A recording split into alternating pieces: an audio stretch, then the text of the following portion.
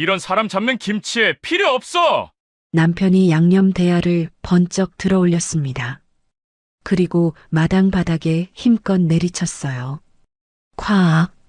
빨간 양념이 시멘트 바닥 위로 쏟아졌습니다. 고춧가루와 젓갈이 사방으로 튀었어요. 시어머니가 비명을 질렀습니다. 아이고, 내 김치, 뭐 하는 짓이야? 하지만 분노한 남편은 멈추지 않았어요. 절여둔 배추가 쌓인 대야를 발로 걷어찼습니다. 배추가 와르르 쏟아지며 마당에 나뒹굴었어요. 김치가 사람보다 중요해요! 내 마누라랑 딸 잡을 셈이에요!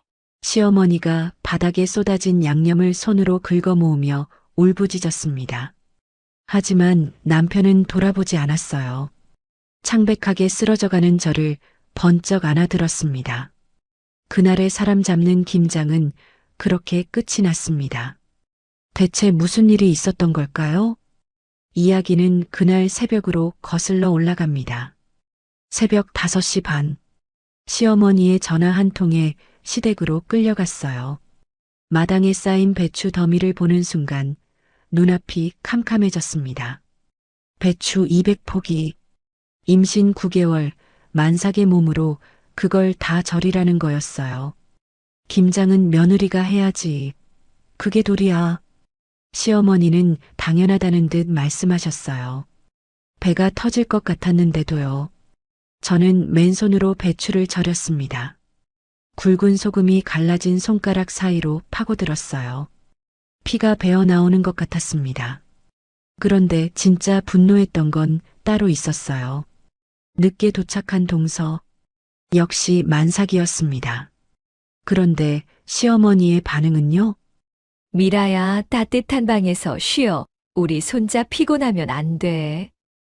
동서에게는 따끈한 수육을 손수 먹여주시면서 저한테는 찬밥과 쉰내 나는 묵은지를 던져주셨어요. 같은 며느린데, 같은 만삭인데, 도대체 왜 시어머니는 차별을 하신 걸까요? 하지만 그 지옥 같던 김장이 제 인생을 완전히 뒤바꿔 놓을 거라는 걸 저는 몰랐어요. 200포기 사람 잡는 이 김장이 저희 가족의 운명을 어떻게 뒤바꾸어 놓았을까요? 설거지, 산책할 때, 잠들기 전 이어서 듣기 편하게 지금 구독만 눌러두세요. 우리네 사연극장이 다음 편을 자동으로 챙겨드립니다. 그럼 오늘의 사연 시작합니다. 보통 12월이면 크리스마스나 송년회 같은 연말 모임으로 바쁘시죠? 저는 조금 다릅니다. 매년 이맘때면 김장을 하러 시댁에 가거든요. 무려 200포기나요. 200포기라고 하면 다들 깜짝 놀라세요. 배추가 산더미처럼 쌓여 있고 고춧가루가 코끝을 간지리고 손끝이 얼얼해질 때까지 양념을 버무리는 그 고된 작업을요. 그런데 저는 사실 김장이 마냥 싫지는 않았어요. 부모님이 일찍 돌아가시고 외동딸인 제게 가족은 남편과 남편의 시댁 식구들 뿐이었어요. 평소에 바빠서 얼굴 보기 힘든 가족들이 김장 때만큼은 한자리에 모이거든요. 넓은 마당에 둘러앉아 도란도란 이야기꽃을 피우고 김장이 끝나면 갓 담근 김치에 수육 한 점 올려서 다 같이 먹었습니다. 추운 날씨에 뜨끈한 국물까지 곁들이면 그렇게 맛있을 수가 없었어요. 그 시간만큼은 힘들어도 참 따뜻했습니다. 그래서 해마다 12월이 다가오면 고생스럽다는 생각보다 가족들 얼굴이 먼저 떠오르곤 했습니다.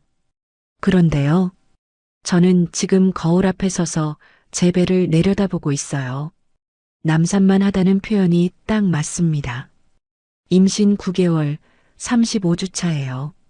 숨만 쉬어도 배가 당기고 조금만 걸어도 허리가 끊어질 것 같아요. 밤마다 다리에 쥐가 나서 잠을 설치고 화장실은 하루에 10번도 넘게 들락거립니다. 배 위로 손을 얹었습니다. 볼록한 곡선 아래에서 아이가 발을 쿵쿵 굴렸어요. 처음 태동을 느꼈을 때는 세상을 다 가진 것처럼 벅찼는데 요즘은 이 작은 발길질에도 방광이 눌려 화장실로 뛰어가야 했습니다. 거울 속 제 얼굴이 낯설게 느껴졌어요. 임신 전에는 꽤 통통했던 볼이 쏙 들어갔고 눈 밑에는 다크서클이 짙게 내려앉았습니다. 입덧이 심해서 초기에 살이 많이 빠졌거든요. 그나마 요즘은 좀 먹게 됐지만 몸이 예전 같지 않다는 걸 스스로가 가장 잘 알았습니다. 올해는 정말 자신이 없네. 혼잣말이 새어나왔어요. 작년까지만 해도 새벽부터 저녁까지 뛰어다녔는데 지금은 마트에서 장 보고 오는 것만으로도 온몸이 땀으로 흠뻑 젖습니다.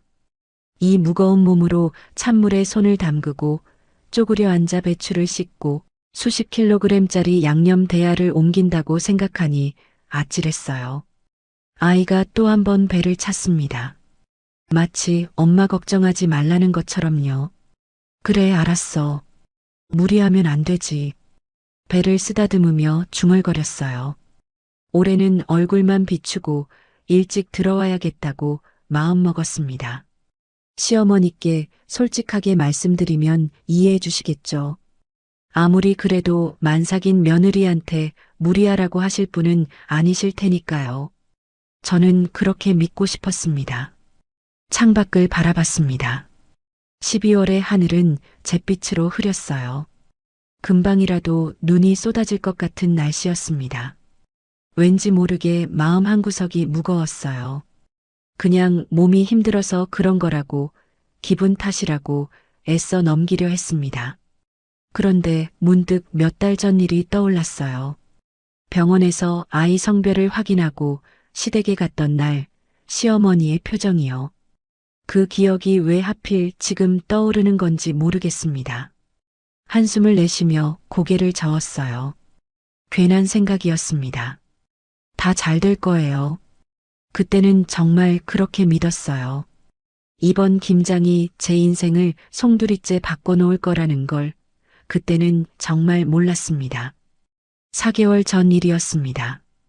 임신 5개월 차에 접어들 무렵 저는 정기 검진을 받으러 병원에 갔어요.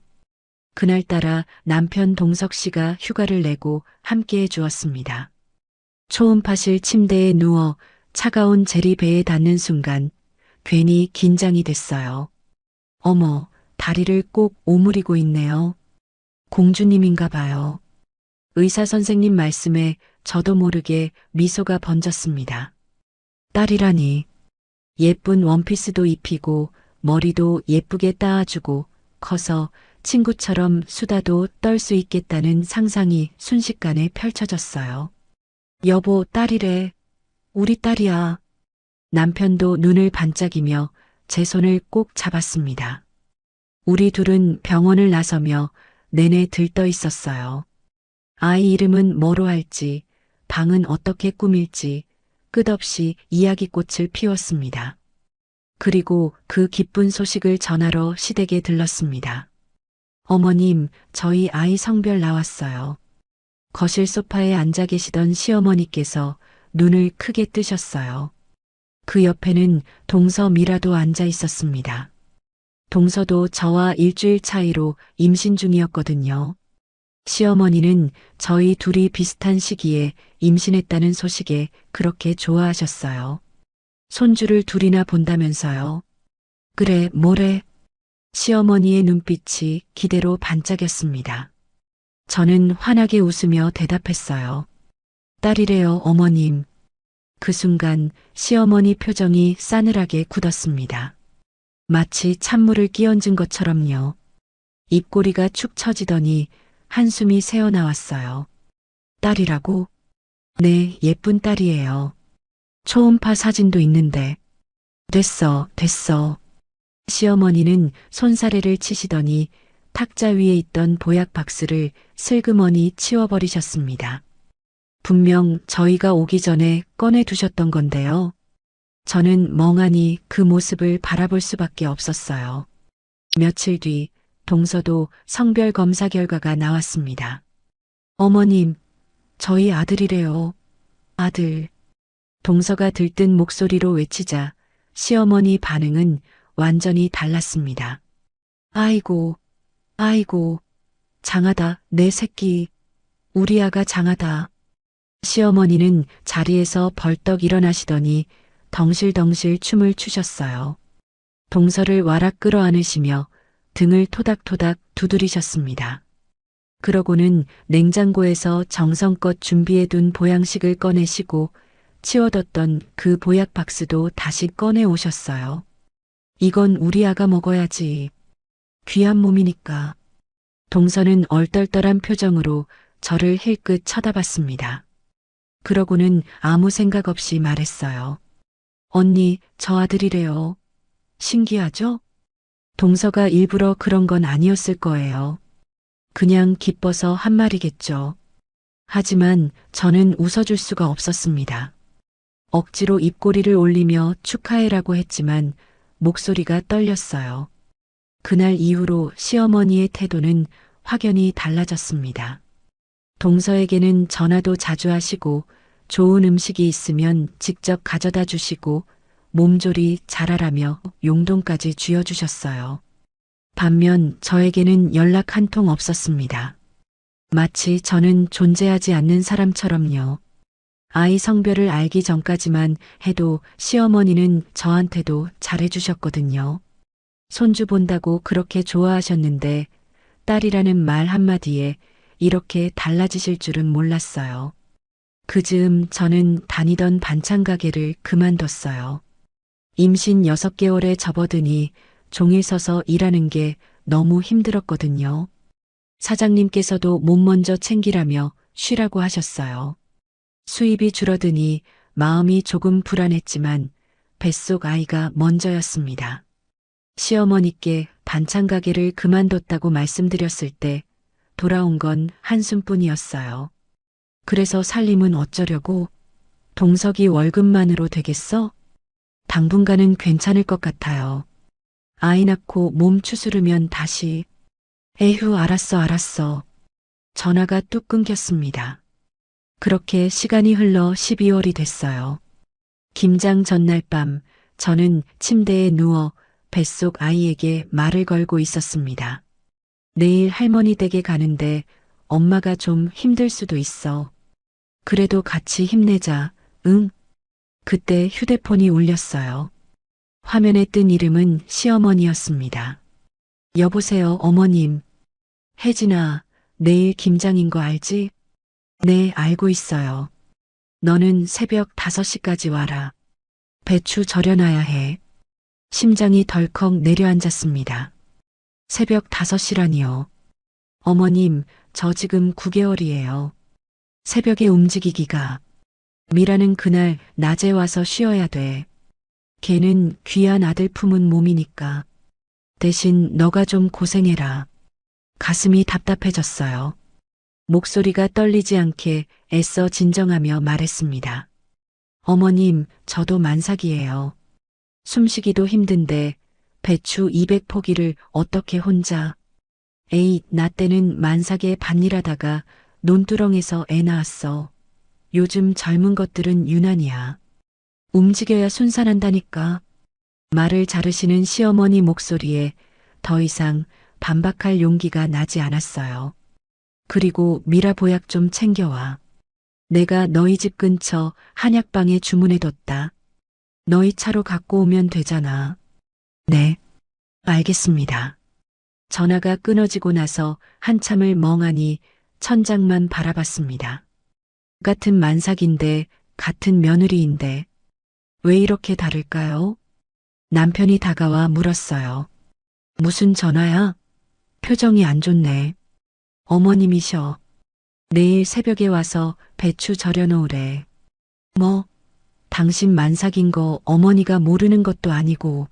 내가 전화할게. 됐어. 괜히 어머님이랑 싸우지 마. 가서 적당히 하다가 힘들면 쉬면 되지 뭐. 남편의 표정이 굳었지만 더 말하지 않았어요. 저도 이 이상 감정을 쏟고 싶지 않았거든요. 그날 밤 저는 잠을 설쳤습니다. 뱃속 아이가 유난히 많이 움직였어요. 마치 엄마의 불안한 마음을 느끼는 것처럼요. 다음 날 새벽 아직 해도 뜨지 않은 어둠 속에서 눈을 떴습니다. 몸은 천근만근이었지만 억지로 일어났어요. 거울에 비친 제 모습은 어제보다 더 초췌해 보였습니다. 여보, 내가 운전할게. 뒷좌석에서 좀 더 자. 남편이 차 키를 들며 말했어요. 고마웠습니다. 이 사람이라도 없었으면 어쩔 뻔했을까요? 차에 오르며 한약방에서 받아온 보약 상자를 뒷좌석에 실었습니다. 동서줄 보약이요. 제 뱃속에도 똑같이 소중한 생명이 자라고 있는데 왜 이렇게까지 차이가 나는 걸까요? 씁쓸한 마음을 애써 삼키며 창밖을 바라봤어요. 아직 깜깜한 새벽 하늘. 시댁이 있는 방향으로 차가 달리기 시작했습니다. 뱃속에서 아이가 꿈틀거렸어요. 엄마 괜찮아 라고 말해주는 것 같았습니다. 토요일 새벽 시댁에 도착했습니다. 아직 해가 뜨기 전이었어요. 차에서 내리자마자 입에서 하얀 입김이 피어올랐습니다. 12월 새벽 공기는 칼날처럼 차가웠어요. 남편이 제 팔을 부축하며 대문을 열었습니다. 그리고 마당에 들어서는 순간 저는 그 자리에 얼어붙었어요. 배추가 산더미처럼 쌓여 있었습니다. 한 포기, 두 포기가 아니었어요. 마당 한쪽을 가득 메운 배추 더미가 제 키보다 높았습니다. 저걸 다 절이고 씻고 양념을 버무려야 한다고요? 이번에도 200포기는 좋게 되겠네. 남편이 낮게 중얼거렸어요. 저는 대답할 수가 없었습니다. 다리에 힘이 풀리는 것 같았거든요. 시어머니가 부엌에서 나오셨어요. 앞치마를 두르고 계셨는데 저희를 보자마자 고개를 끄덕이셨습니다. 왔어? 일단 아침부터 먹고 시작하자. 배추 절이려면 힘써야 하니까. 간단히 아침을 먹었어요. 국에 밥 한 공기, 젓가락질도 제대로 못하고 후다닥 비웠습니다. 시어머니가 빨리 시작하자고 재촉하셨거든요. 8시가 조금 넘어 본격적으로 김장 준비가 시작됐습니다. 앞치마를 두르고 마당으로 나가려는데 시어머니가 남편을 부르셨어요. 동서가. 네, 어머니. 시어머니가 품에서 지갑을 꺼내 남편에게 던지듯 내미셨습니다. 너는 읍내 가서 새우젓 좀 사와라. 네, 새우젓이요? 여기 있는 젓갈이 영 시원찮아. 김장엔 젓갈이 생명인데 이걸로는 안 되겠더라고. 읍내 수산시장 가면 제대로 된 거 있으니까 거기서 사와. 남편의 얼굴이 굳었습니다. 읍내까지는 차로 1시간 거리예요. 왕복이면 2시간, 거기에 장 보는 시간까지 하면 3시간은 좋게 걸립니다. 어머니, 그걸 왜 지금 사요? 미리 준비해 두셨어야죠. 혜진이 만삭인데 혼자 두고 가기가. 야, 내가 깜빡한 걸 어떡해. 그리고 혜진이 혼자 있는 거 아니잖아. 내가 있는데. 잔말 말고 다녀와. 그래도 어머니, 제가 옆에 있어야. 아휴, 맛있는 김치 먹기 싫으냐? 남자가 부엌에서 뭘 도와. 어서 다녀와. 시어머니가 남편의 등을 떠밀었습니다. 남편은 저를 돌아봤어요. 눈빛에 미안함이 가득했습니다. 혜진아, 나 최대한 빨리 다녀올게. 힘들면 절대 무리하지 말고 어머니한테 말씀드려. 저는 억지로 웃으며 고개를 끄덕였어요. 응, 괜찮아. 조심히 다녀와. 남편이 차에 오르는 뒷모습을 바라봤습니다. 시동 소리가 멀어지고 대문 밖으로 차가 사라졌어요. 그제야 실감이 났습니다.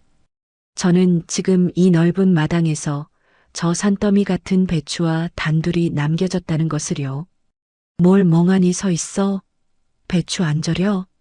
시어머니 목소리에 정신이 번쩍 들었습니다. 고개를 돌리니 시어머니가 굵은 소금 포대를 가리키고 계셨어요. 저기 소금 있으니까 배추 쪼개서 절여놔. 점심때까지는 다 끝내야 해. 네, 알겠습니다. 배추 앞에 섰습니다. 가까이서 보니 더 압도적이었어요. 한 포기가 제 머리통보다 컸습니다. 이걸 언제 다 하나? 첫 번째 배추를 들었어요. 무게가 상당했습니다. 만삭인 제 배가 눌리는 느낌이었어요. 칼로 밑동을 가르고 반으로 쪼갰습니다. 소금을 뿌려 대야에 차곡차곡 쌓았어요. 한 포기, 두 포기, 세 포기, 10포기쯤 했을 때 이미 허리가 끊어질 것 같았습니다. 쪼그려 앉을 수도 없었어요. 배가 너무 커서 앉으면 숨이 막혔거든요. 그래서 허리를 굽힌 채로 서서 작업해야 했습니다. 등에서 땀이 흘렀어요. 남편이 빨리 돌아왔으면 속으로 수없이 되뇌었어요. 하지만 읍내까지 왕복에 장 보는 시간까지 하면 아무리 빨라도 11시는 넘어야 돌아올 거예요. 20포기쯤 했을 때 손이 얼얼해지기 시작했습니다. 차가운 배추를 맨손으로 만지니 당연한 일이었죠. 고무장갑을 끼고 싶었지만 시어머니가 고무장갑으로는 소금이 제대로 배지 않는다며 맨손으로 하라고 하셨거든요. 힘들면 잠깐 쉬어. 시어머니가 마루에 앉아 말씀하셨습니다. 하지만 그 목소리에는 진심이 느껴지지 않았어요. 오히려 감시하는 느낌이었습니다. 저는 고개를 숙인 채 대답했어요. 괜찮아요, 어머님. 30포기, 40포기. 시간이 얼마나 흘렀는지 모르겠어요. 해가 점점 높이 떠올랐습니다. 햇살이 비추니 조금 따뜻해졌지만 손은 여전히 시려웠어요. 배추를 쪼갤 때마다 손가락 끝이 찌릿찌릿했습니다. 문득 뱃속에서 아이가 발을 찼어요.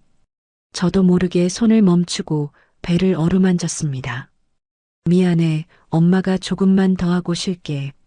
작은 목소리로 아이에게 속삭였어요. 그런데 마루에서 시어머니의 혀차는 소리가 들렸습니다. 아이고, 손이 왜 그렇게 느려. 나 때는 저거 혼자 2시간이면 끝냈어. 가슴이 답답해졌습니다. 하고 싶은 말이 목구멍까지 차올랐지만 꼭 삼켰어요. 여기서 말대꾸했다가 더 큰일 날 것 같았거든요. 그때 대문이 열리는 소리가 들렸어요. 혹시 남편이 일찍 돌아왔나 싶어 고개를 들었습니다. 어머님, 저 왔어요. 동서였습니다. 밝은 표정으로 들어오는 동서를 보니 괜히 마음 한구석이 무거워졌어요. 어머, 미라 왔어? 어서 와, 춥지? 얼른 안으로 들어가. 시어머니가 벌떡 일어나시더니 동서를 맞이하셨습니다. 저를 볼 때와는 완전히 다른 목소리였어요. 따뜻하고 다정한 마치 친딸을 대하는 것 같은 목소리요. 마루에 이불 깔아뒀으니까 거기 누워서 쉬어. 오늘은 아무것도 안 해도 돼. 응? 우리 손자 무리하면 안 되지. 네, 어머님. 감사해요. 동서가 마루로 올라가며 저를 힐끗 봤습니다. 형님, 고생이 많으시네요. 힘내세요. 그 한마디를 남기고 동서는 따뜻한 마루 안으로 사라졌어요.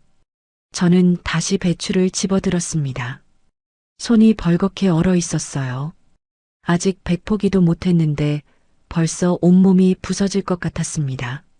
마당에는 저 혼자였어요. 산더미 같은 배추와 저만 남았습니다. 남편은 아직 읍내에 있을 거고 시어머니는 동서와 마루에서 다정하게 대화하고 계셨어요. 저는 그저 묵묵히 배추를 쪼개고 소금을 뿌리고 대야에 쌓았습니다. 해가 점점 높이 떠올랐습니다. 그리고 저는 아직 반도 못 끝낸 채 이 끝없는 싸움을 계속하고 있었어요. 오전 10시가 조금 넘었을 때였어요. 배추 절이기는 겨우 끝냈습니다. 손이 퉁퉁 부어올랐어요. 이제 절인 배추를 씻어야 했습니다. 수도가 앞에 커다란 대야를 놓고 쪼그려 앉았어요. 만삭인 배가 허벅지에 눌려서 숨이 막혔습니다. 자세를 바꿔봐도 편한 곳이 없었어요. 헉! 헉! 거친 숨이 새어나왔습니다. 수도꼭지를 틀자 얼음장 같은 물이 쏟아졌어요. 고무장갑을 끼웠는데도 찬 기운이 손끝까지 스며들었습니다. 장갑 틈으로 물이 들어와서 손가락이 꽁꽁 얼어붙는 것 같았어요. 배추 한 포기를 집어 물에 담갔습니다. 절인 배추는 무거웠어요. 잎 사이사이에 낀 소금기를 빼려면 여러 번 헹궈야 했습니다. 한 포기, 두 포기. 팔이 점점 무거워졌어요. 허리는 이미 한계였습니다. 그때 마루 쪽에서 시어머니 목소리가 들렸어요. 미라야, 아침 못 먹고 왔지? 뭐라도 좀 먹어야지. 고개를 돌리니 시어머니가 부엌에서 커다란 접시를 들고 나오시는 게 보였습니다. 접시 위에는 김이 모락모락 피어오르는 수북이 쌓여 있었어요. 아까 큰 솥에서 삶아 놓으신 거였습니다. 와, 어머님, 맛있겠다. 동서가 눈을 반짝이며 손뼉을 쳤어요. 시어머니가 수육 한 점을 집어 동서 입에 넣어주셨습니다. 많이 먹어라. 우리 손자 배고플라. 고기 많이 먹어야 애가 튼튼해. 어머님 손맛이 최고예요. 진짜 맛있어요. 동서가 행복한 표정으로 씹는 모습이 보였습니다. 저도 모르게 침이 고였어요. 새벽에 허겁지겁 먹은 밥 한 공기가 전부였거든요. 2시간 넘게 일했더니 속이 텅 빈 느낌이었습니다. 그때 시어머니가 저를 힐끗 보시더니 부엌으로 들어가셨어요. 혹시 저한테도 뭔가 주시려나 기대하며 기다렸습니다. 잠시 후 시어머니가 다시 나오셨어요. 손에는 낡은 양은 그릇이 들려 있었습니다. 시어머니가 수도가로 성큼성큼 걸어오시더니 그릇을 제 앞에 툭 내려놓았어요. 너는 이거 먹어. 일하면서 먹으면 체하니까 대충 욕이나 해. 그릇 안을 들여다봤습니다. 찬밥 한 덩이와 김치 몇 쪽이 전부였어요. 그것도 갓 담근 김치가 아니라 누렇게 변색된 냄새부터 시큼한 묵은지였습니다. 아무 말도 나오지 않았어요.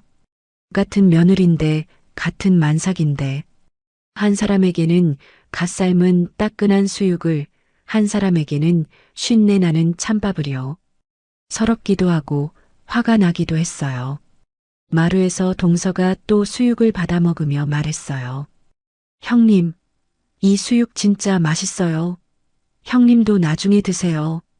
동서는 나쁜 마음으로 한 말이 아니었을 거예요. 그냥 맛있으니까 한 말이겠죠. 하지만 그 한마디가 가슴에 비수처럼 꽂혔습니다. 마루 쪽에서 수육 냄새가 바람을 타고 흘러왔어요. 돼지고기 특유의 기름진 냄새, 거기에 살짝 섞인 비린내. 임신 중에 유독 예민해진 코가 그 냄새를 잡아냈습니다. 우, 헛구역질이 올라왔어요. 손으로 입을 막고 억지로 참았습니다. 눈물이 핑 돌았어요. 배가 고파서인지 서러워서인지 아니면 둘 다인지 모르겠었습니다. 떨리는 손으로 찬밥을 한 숟가락 떴어요. 입에 넣는 순간 이가 시렸습니다. 냉장고에서 막 꺼낸 것처럼 차가웠거든요.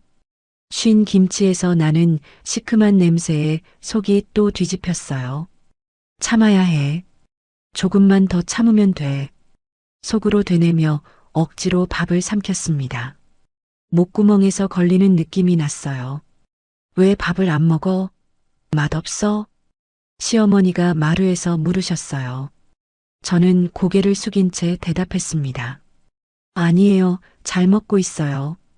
그래, 빨리 먹고 일해. 양념 버무리기 전에 배추 다 씻어놔야 해. 찬밥을 겨우 몇 숟가락 먹고 다시 배추를 씻기 시작했어요.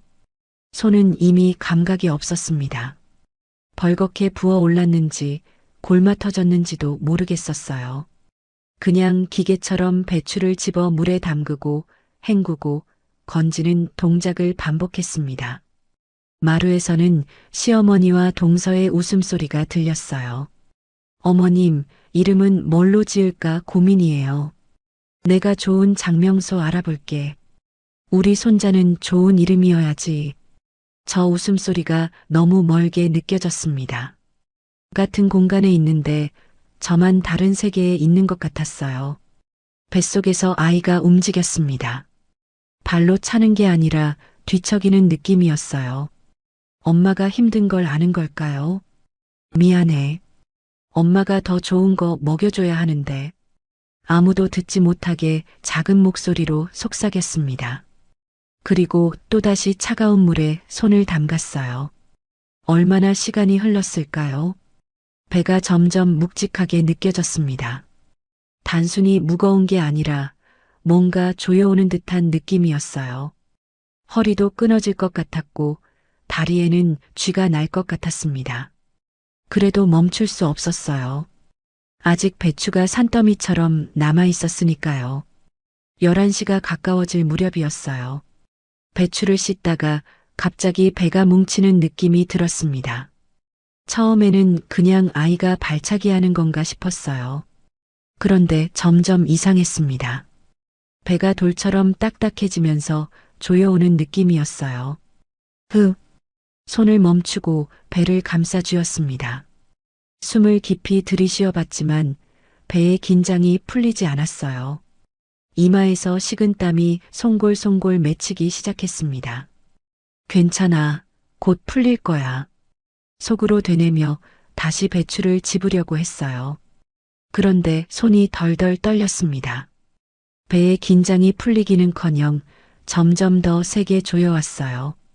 마치 배 전체를 누군가 주먹으로 꽉 쥐고 있는 것 같았습니다. 저도 모르게 비명이 터져 나왔어요. 너무 아파서 그 자리에 주저앉았습니다. 차가운 시멘트 바닥이 엉덩이에 닿았지만 느낄 겨를도 없었어요. 온몸에서 식은땀이 비 오듯 쏟아졌습니다. 어머님, 마루를 향해 소리쳤어요. 목소리가 떨렸습니다. 배가 돌처럼 딱딱해요. 뭔가 이상해요. 시어머니가 마루에서 고개를 내미셨어요. 하지만 걱정하는 표정이 아니었습니다. 오히려 짜증스럽다는 듯이 눈살을 찌푸리셨어요. 어머 얘, 엄살도 정도껏 해라. 배추 다 씻을 때까진 어림도 없다. 아니에요, 진짜 이상해요. 나 때는 배 아파도 이랬어. 요즘 젊은 것들은 유난이야, 유난. 시어머니는 다시 마루 안으로 들어가셨습니다. 저는 그 자리에서 움직일 수가 없었어요. 배가 너무 아팠습니다. 눈앞이 아른아른 흔들렸어요. 이러다 아이한테 무슨 일이 생기면 어쩌지. 공포가 밀려왔습니다. 어머님, 형님 문제 생기신 거 아니에요? 그냥 두면 안 될 것 같아요. 그래도 동서는 걱정은 해주었습니다. 그때였어요. 대문이 벌컥 열렸습니다. 혜진아, 나왔어. 남편이 들어오다가 멈췄어요. 수도가에 쓰러지듯 주저앉아 있는 저를 본 거예요. 제 얼굴은 창백하게 질려 있었고 온몸이 땀으로 흠뻑 젖어 있었습니다. 혜진아, 남편이 달려왔어요. 제 앞에 무릎을 꿇더니 제 얼굴을 두 손으로 감싸 쥐었습니다. 왜 이래? 어디 아파? 혜진아, 나 좀 봐. 여보, 배가 너무 아파. 저는 겨우 그 말만 했어요. 남편의 얼굴이 순식간에 굳어졌습니다. 그리고 천천히 고개를 돌려 마루를 바라봤어요. 시어머니가 마루에 앉아 계셨습니다. 동서와 함께요. 둘 다 멀뚱히 이쪽을 쳐다보고 있었어요. 엄마, 남편의 목소리가 낮게 깔렸습니다. 저는 남편에게서 이런 목소리를 들어본 적이 없었어요. 너무 차갑고 너무 무서웠습니다. 지금 뭐 하고 있었어요? 뭐긴 뭐야, 김장하고 있었지. 아니, 혜진이 젖골이 됐는데 엄마는 뭐 하고 있었냐고요? 남편이 벌떡 일어났어요. 주먹을 불끈 쥐고 시어머니를 향해 걸어갔습니다. 엄마, 지금 사람 잡을 일 있어요? 내 마누라랑 내 딸 죽일 셈이에요. 야, 이 녀석아. 엄마한테 뭔 소리야. 걔가 엄살 부리는 거지. 내가 뭘. 엄살. 남편이 소리쳤어요. 저는 난생 처음 남편이 저렇게 분노하는 모습을 봤습니다. 만삭인 사람을 새벽부터 끌고 와서 배추 200포기 절이게 하고 찬물에 씻게 하고 밥도 제대로 안 먹이고 그게 엄살이에요? 남편이 마당을 둘러봤어요. 절여둔 배추가 대야에 수북이 쌓여 있었고 한쪽에는 시어머니가 준비해둔 빨간 양념이 커다란 대야에 담겨 있었습니다. 남편이 그쪽으로 성큼성큼 걸어갔어요. 야야, 뭐 하는 거야? 시어머니가 소리쳤지만 남편은 멈추지 않았습니다. 퍽! 남편이 절인 배추가 쌓인 대야를 발로 걷어찼어요. 배추가 와르르 쏟아지며 마당 바닥에 나뒹굴었습니다. 아이고, 내 배추. 시어머니가 비명을 질렀어요. 하지만 남편은 거기서 멈추지 않았습니다. 빨간 양념이 가득 담긴 대야를 두 손으로 번쩍 들어 올렸어요. 야야야, 그거 내려놔. 콱! 남편이 양념 대야를 마당 바닥에 힘껏 엎어버렸습니다. 빨간 양념이 시멘트 바닥 위로 콸콸콸 쏟아져 나왔어요. 고춧가루와 젓갈 냄새가 마당 가득 퍼졌습니다. 아이고, 아이고, 내 김치. 이게 얼마짜린데? 이게 얼마짜린데? 시어머니가 마당으로 뛰어내려와 바닥에 쏟아진 양념을 손으로 긁어 모으려 했어요. 하지만 이미 늦었습니다. 빨간 양념은 시멘트 틈 사이로 스며들고 있었어요. 김치요? 남편이 시어머니를 내려다보며 말했습니다. 이깟 김치가 사람보다 중요해요? 이 녀석이 지금 다신 안 와요. 남편의 목소리는 차갑게 가라앉아 있었어요. 연 끊읍시다. 엄마 아들 아니에요, 저. 시어머니의 얼굴이 새하얗게 질렸습니다. 뭐라고 소리치려 했지만 남편은 이미 돌아서서 제게로 오고 있었어요. 혜진아, 일어날 수 있어? 내가 안아줄게. 꽉 잡아. 남편이 저를 번쩍 안아 올렸습니다. 저는 남편의 목을 꽉 감싸 안았어요. 온몸에 힘이 하나도 없었지만 남편 품에 안기니까 조금은 안심이 됐습니다. 병원부터 가자. 아이 괜찮은지 확인해야 해. 남편이 대문을 향해 걸어갔어요. 등 뒤에서 시어머니의 울부짖는 소리가 들렸습니다. 이 녀석아, 어딜 가? 당장 안 서. 남편은 뒤도 돌아보지 않았어요. 대문을 나서는 순간 12월의 차가운 바람이 얼굴을 스쳤습니다. 하지만 이상하게도 춥지 않았어요. 남편의 품이 따뜻했거든요. 저는 남편의 어깨에 얼굴을 묻었습니다. 그리고 그제야 눈물이 흘렀어요. 서러워서가 아니었습니다. 안도해서였어요. 병원에서 검사를 받았습니다. 다행히 아이는 무사했어요. 의사 선생님은 과로와 스트레스로 인한 가진통이라고 하셨습니다. 절대 안정을 취하라는 말씀과 함께요. 그날 이후 저희는 시댁에 다시는 가지 않았습니다. 시어머니의 연락이 오지 않는 일상은 생각보다 편안했습니다.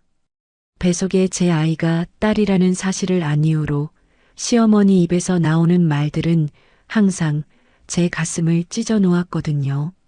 남편은 출퇴근을 하면서도 틈틈이 집안일을 도왔어요. 퇴근길에 마트에 들러 장을 봐오고 주말이면 빨래도 개고 청소도 했습니다. 출산은 그로부터 한 달 뒤였어요. 새벽 3시에 진통이 시작됐고 아침 9시에 아이가 태어났습니다. 3.2kg의 건강한 여자아이였어요. 저희는 아이 이름을 지우라고 지었습니다. 자유롭게 살라는 뜻을 담아서요. 처음 지우를 품에 안았을 때 눈물이 멈추지 않았어요. 이 작은 생명이 저와 함께 그 힘든 시간을 버텨줬구나. 고맙고 미안하고 사랑스러웠습니다. 그날 밤 남편과 저는 나란히 누웠어요. 천장을 보며 남편이 말했습니다. 여보, 우리 이제 잘 살 수 있을까? 저는 옆에서 새근새근 잠든 지우를 바라보며 대답했어요. 응, 나 정말 행복해. 더 이상 눈치 안 봐도 돼서 남편이 제 손을 꼭 잡았습니다. 그 온기가 참 따뜻했어요. 시어머니는 그 후로도 종종 남편에게 연락을 하셨다고 해요. 하지만 남편은 단 한 번도 전화를 받지 않았습니다. 문자도 읽지 않았고요. 저는 그 사실을 나중에야 알았어요. 남편은 저한테 말하지 않고 혼자 다 막아주고 있었던 거예요. 시간은 빠르게 흘렀습니다. 지우가 돌을 지나고 18개월이 됐어요. 어느새 아장아장 걸어 다니고 옹알이가 말이 되기 시작했습니다. 엄마 아빠를 부를 때마다 가슴이 벅찼어요. 작은 손으로 제 볼을 만지작거리면 세상을 다 가진 기분이었습니다. 그런데 한 가지 고민이 생겼습니다. 지우가 밥을 너무 안 먹는 거예요. 지우야, 아해봐. 맛있는 거야. 숟가락을 내밀면 고개를 휙 돌려버렸어요. 특히 채소는 입에 대지도 않았습니다. 당근이든 시금치든 브로콜리든 색깔만 봐도 입을 꾹 다물어 버렸어요. 으앙! 억지로 먹이려 하면 울음을 터뜨렸습니다. 밥 한 끼 먹이는데 1시간이 넘게 걸리는 날도 있었어요. 이러다 영양 부족되면 어떡해. 저는 걱정이 태산이었어요. 또래 아이들은 밥도 잘 먹고 간식도 잘 먹는다는데 우리 지우만 유독 까다로웠습니다. 인터넷도 뒤져보고 육아 책도 읽어봤어요. 하지만 뾰족한 방법이 없었습니다. 어느 날 지우가 또 밥투정을 부리는 걸 보다가 문득 옛날 생각이 났습니다. 예전에 반찬 가게에서 일할 때 단골 어머니 한 분이 계셨거든요. 그분이 이런 말씀을 하셨어요. 아이들은 맛있으면 알아서 먹어. 억지로 먹이지 말고 맛있게 만들어줘. 그때는 그냥 흘려들었는데 지금 생각하니 맞는 말 같았어요. 문제는 맛이 아니라 재료가 아닐까? 아이 입맛에 맞는 음식을 만들면 되지 않을까? 반찬 가게에서 일할 때 배운 게 있었어요. 재료 손질하는 법, 양념 배합하는 법, 맛을 내는 기본기 같은 것들이요. 그때는 그냥 일이었는데 지금은 그 경험이 도움이 될 것 같았습니다. 어떻게 하면 지우가 밥을 잘 먹을까? 좁은 부엌에 서서 냉장고를 열어봤어요. 당근, 양파, 배추, 흔한 재료들 뿐이었습니다. 그런데 문득 배추를 보는 순간 어떤 생각이 스쳤어요. 김치. 시어머니네 김장 김치는 맛있었어요. 그건 인정할 수밖에 없었습니다. 육수 내는 비법이 있다고 하셨는데 그걸 아이도 먹을 수 있게 맵지 않게 바꾸면 어떨까? 그 생각이 머릿속에서 떠나지 않았습니다. 어쩌면 이게 답일지도 모른다는 느낌이 들었어요. 그날부터 저는 부엌에서 실험을 시작했습니다. 목표는 하나였어요. 아이도 먹을 수 있는 맵지 않은 김치. 말은 쉬웠지만 막상 만들려니 막막했습니다. 일단 시어머니가 쓰던 육수 비법을 떠올려 봤어요. 김장 때 얼핏 들은 기억이 있었거든요. 디포리와 사과를 넣어서 육수를 낸다고 하셨어요. 그 육수 덕분에 김치 맛이 깊었던 거죠. 맛은 있었어. 그걸 맵지 않게 바꾸면 혼잣말을 중얼거리며 냉장고를 뒤졌습니다. 디포리는 없었지만 멸치와 다시마는 있었어요. 사과 대신 배를 넣어보기로 했습니다. 첫 번째 시도, 고춧가루를 아예 빼고 만들었어요. 결과는 처참했습니다. 김치가 아니라 그냥 절인 배추 같았어요. 맛도 밍밍하고 색깔도 하였습니다. 지우한테 줬더니 한 입 먹고 의해하며 뱉어버렸어요. 두 번째 시도, 고춧가루를 아주 조금만 넣었습니다. 이번에도 실패였어요. 색은 연한 분홍색이 됐는데 맛이 애매했습니다. 김치도 아니고 절임도 아닌 정체불명의 음식이 됐어요. 세 번째, 네 번째, 다섯 번째. 실패가 계속됐습니다. 여섯 번째는 식초를 넣어봤어요. 새콤한 맛으로 매운맛을 대체하려고 했는데 결과는 그냥 피클이 됐습니다. 7번째는 설탕을 많이 넣었더니 너무 달았어요. 8번째는 간이 너무 짜서 지우가 물만 찾았습니다. 도대체 뭐가 문제지? 밤마다 지우를 재우고 나면 부엌에 서서 고민했어요. 고춧가루를 빼면 맛이 없고 넣으면 매워요. 그 사이 어딘가에 답이 있을 텐데 찾을 수가 없었습니다. 그러던 어느 날 마트에서 파프리카를 봤어요. 빨간색, 노란색, 주황색, 알록달록한 색깔이 눈에 들어왔습니다. 문득 생각이 스쳤어요. 파프리카는 맵지 않잖아. 그런데 색깔은 빨개. 이걸 갈아서 넣으면 어떨까? 집에 돌아와서 바로 시도해 봤습니다. 빨간 파프리카를 믹서기에 갈았어요. 거기에 배를 넣어 단맛을 더하고 멸치와 다시마로 낸 육수를 섞었습니다. 마늘과 생강은 아주 조금만. 새우젓 대신 까나리 액젓을 살짝 넣어 감칠맛을 냈어요. 그렇게 만든 양념을 배추에 버무렸습니다. 아기가 먹기 좋게 이 부분만 골라서 잘게 썰었어요. 완성된 배추김치는 예쁜 주황빛이었어요. 고춧가루로 만든 김치처럼 빨갛지는 않았지만 그래도 김치 같은 느낌이 났습니다. 떨리는 마음으로 지우 앞에 내밀었어요. 지우야, 이거 한번 먹어볼래? 지우가 고개를 갸웃거렸습니다. 평소 같으면 고개를 휙 돌렸을 텐데 이번에는 달랐어요. 알록달록한 색깔이 호기심을 자극했나 봐요. 작은 손으로 배추김치 한 조각을 집었습니다. 그리고 입에 넣었어요. 오물오물. 저는 숨을 죽이고 지켜봤습니다.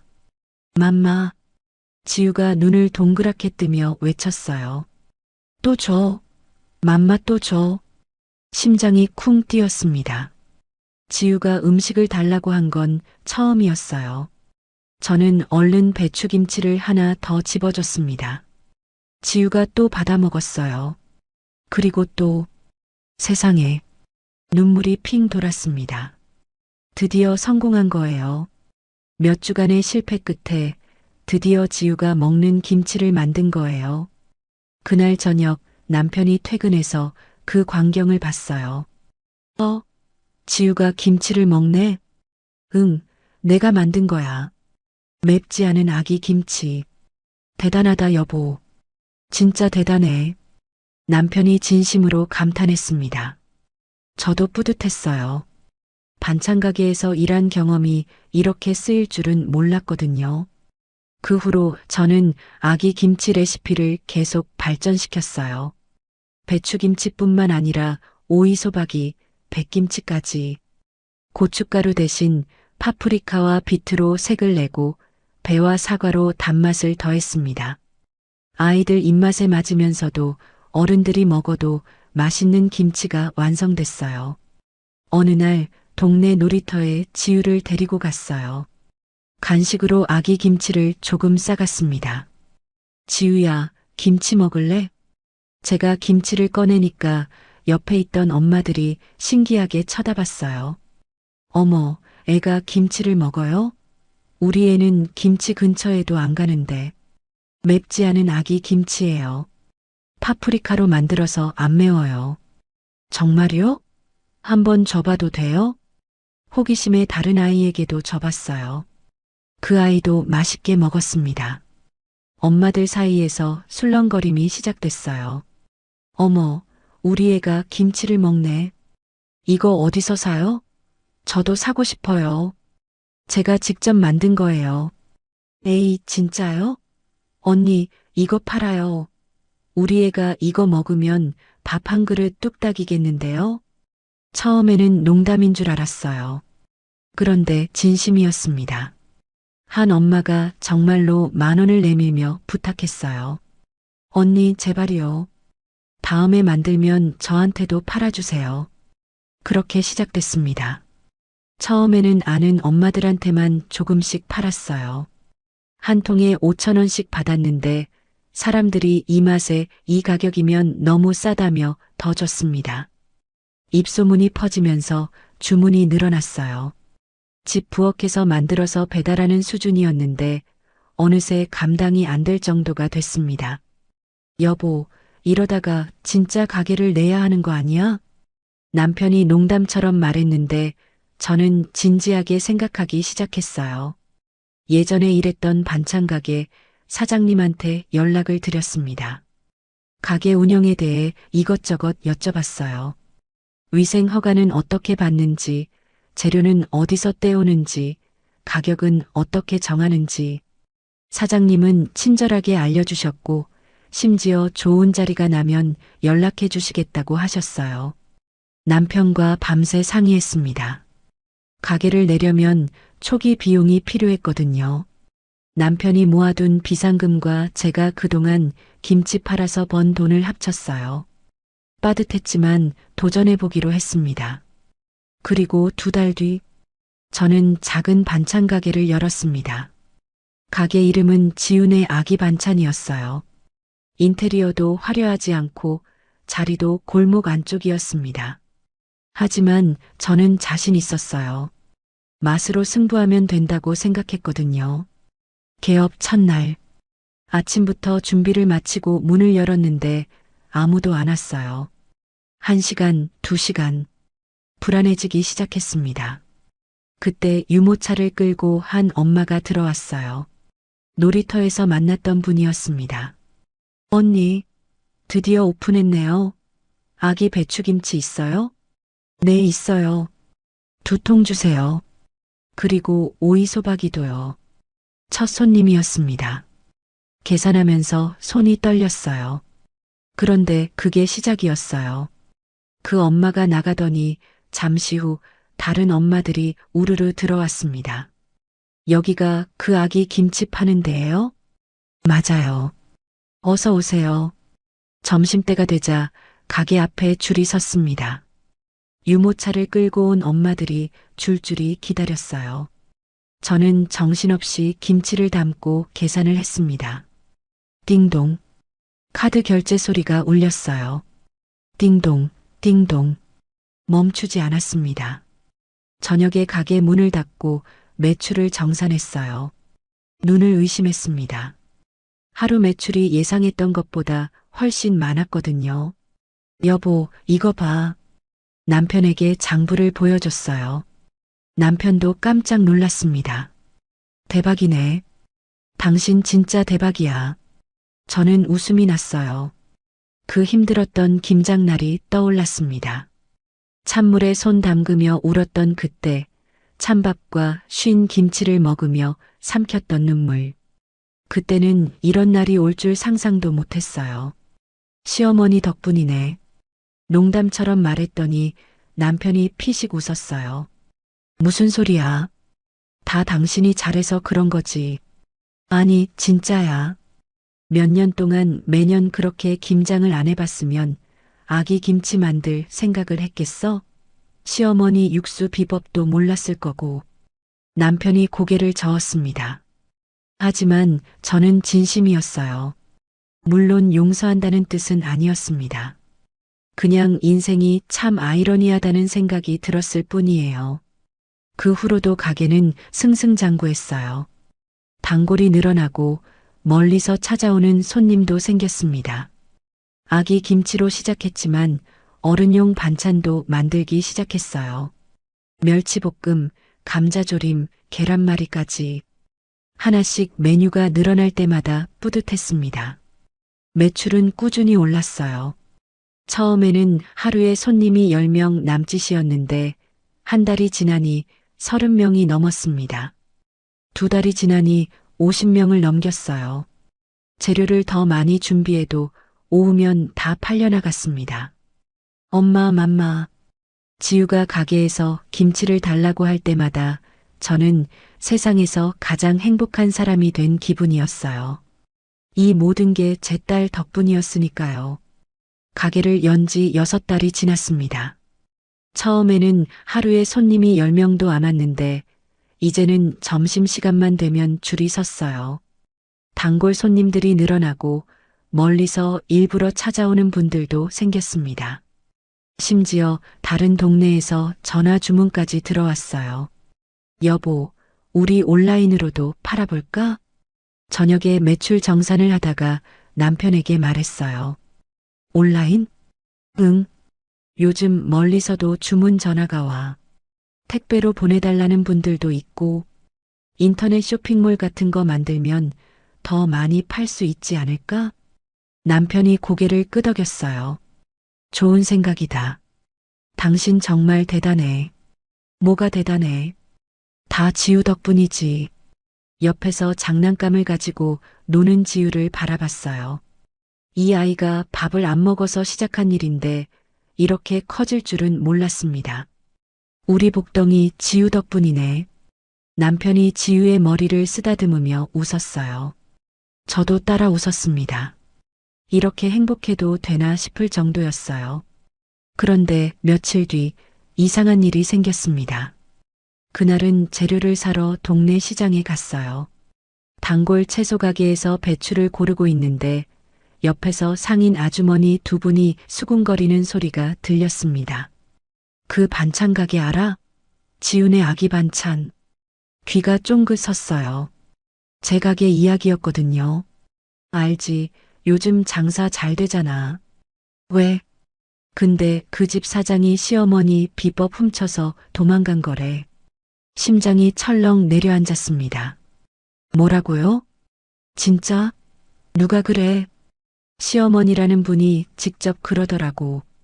여기저기 다니면서 말하고 다녀. 자기 며느리가 김장 비법 훔쳐서 장사한다고. 어머 세상에. 요즘 젊은 것들은 손에 들고 있던 배추를 놓칠 뻔했어요. 머릿속이 하얘졌습니다. 시어머니가 그런 말을 하고 다닌다고요? 저기요. 저도 모르게 말을 걸었어요. 상인 아주머니들이 저를 돌아봤습니다. 혹시 그 이야기 누구한테 들으셨어요? 아, 저쪽 생선 가게 사장님이 그러시던데. 왜요? 제가 그 가게 사장이에요. 지훈의 아기 반찬. 아주머니들 표정이 굳었습니다. 민망한 기색이 역력했어요. 아이고, 그냥 떠도는 소문이야. 신경 쓰지 마. 소문이 어디서 시작된 건지 알 수 있을까요? 글쎄, 시장 입구 쪽에서 어떤 할머니가 말하고 다니신다던데. 시장 입구. 저는 배추를 계산대에 올려놓고 허겁지겁 그쪽으로 걸어갔어요. 심장이 두근두근 뛰었습니다. 설마 하는 마음이었어요. 생선 가게 앞에서 멈췄습니다. 가게 사장님이 저를 보더니 어색하게 웃었어요. 아, 반찬 가게 사장님. 안녕하세요. 사장님 혹시 저희 가게에 대해서 안 좋은 이야기 들으셨어요? 사장님 표정이 미묘하게 변했어요. 뭔가 알고 있다는 눈치였습니다.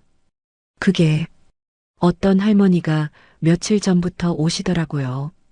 여기저기 다니시면서 뭐라고 하시던가요? 저 반찬 가게 여자가 자기 며느리인데 자기 비법 훔쳐서 도망간 도둑이라고. 가슴이 턱 막혔습니다. 역시나였어요. 시어머니였습니다. 거진 2년 동안 연락 한 번 없더니 이제 와서 이런 식으로 나타난 거예요. 직접 찾아오지는 않고 뒤에서 소문을 퍼뜨리는 방식으로요. 사장님, 그거 사실 아니에요. 저 비법 훔친 거 아니에요. 아, 네. 저도 그냥 흘려들었어요. 신경 쓰지 마세요. 사장님은 그렇게 말했지만 눈빛이 예전 같지 않았어요. 의심하는 게 느껴졌습니다. 시장을 나오는 발걸음이 무거웠어요. 손에 든 배추가 천근만근이었습니다. 왜 이제 와서? 분노와 억울함이 뒤섞였어요. 그날 김장 때 저한테 한 짓은 생각도 안 하시면서 찬밥 먹이고 찬물에 손 담그게 하고 만삭인 저를 쓰러지게 만들어 놓고 이제 와서 도둑이라니요. 집에 돌아와서도 마음이 진정되지 않았어요. 남편에게 말해야 하나 말아야 하나 고민됐습니다. 저녁에 남편이 퇴근했을 때 결국 말했어요. 여보, 오늘 시장에서 이상한 소문 들었어. 무슨 소문?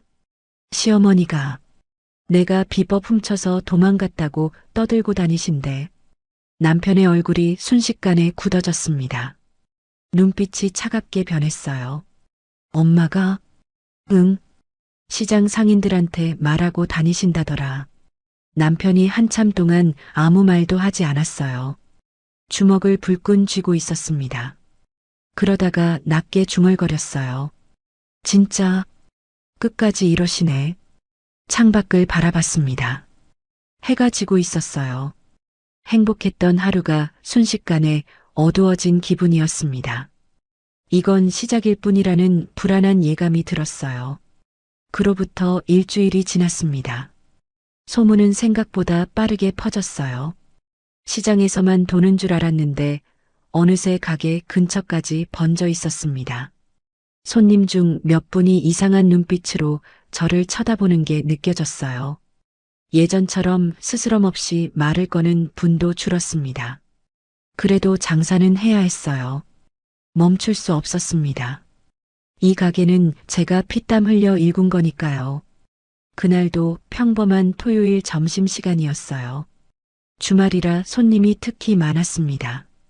가게 안에는 대여섯 명의 손님이 반찬을 고르고 있었고 밖에도 두세 명이 기다리고 있었어요. 저는 정신없이 김치를 담고 계산을 했습니다.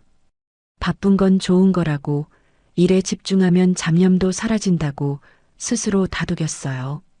지우는 가게 한쪽 구석에 깔아놓은 매트 위에서 놀고 있었어요.